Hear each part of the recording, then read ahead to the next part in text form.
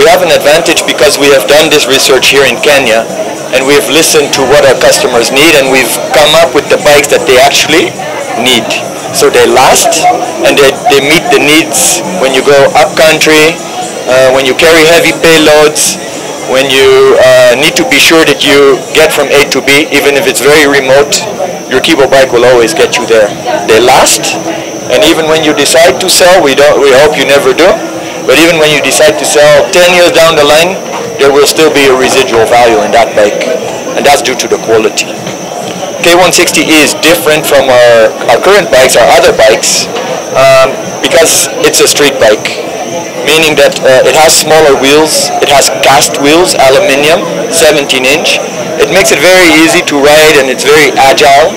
It has tubeless tires, which is good, because we all know we get punctures sometimes. It can be plugged anywhere without having to change a tube.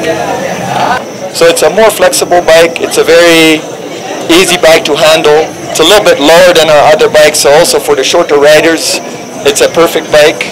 And we're seeing an ever-growing group of daily commuters. They'll fancy this bike, and also the increasing group of female riders, who are in general a little bit shorter than the male riders, will fit very well into this bike.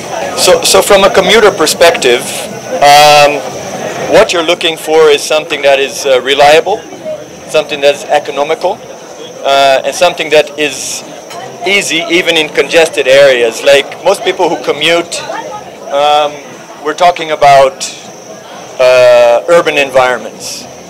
We all know traffic in Nairobi, it can get pretty messy. So you want a bike that is agile enough, a bike that is not too wide. So in comparison to our other bikes, for instance, these handlebars are a little bit narrower. The seating position is a little bit more upright.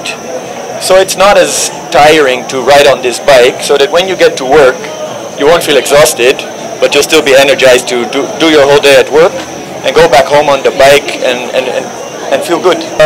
Assembled in Kenya, all of them. That means that we bring all the parts separately and put them together up to the point where even on our other bikes that have spokes, for instance, in their wheels, the spokes come separate, the hubs come separate, the rim comes separate. So we put all of that together at Kibo. That means we create a level of local content that no other manufacturer does. We manufacture 38 parts in Kenya. That is the manufacturing of the actual parts.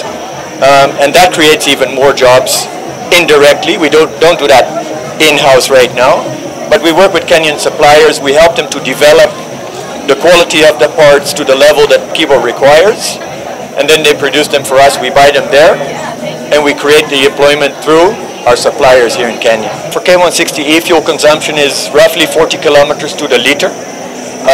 Of course, we know that when you go riding in mountainous areas, going uphill, carrying heavy payloads, that changes a little bit, but it does 40 kilometers to a liter quite easily in a flat terrain.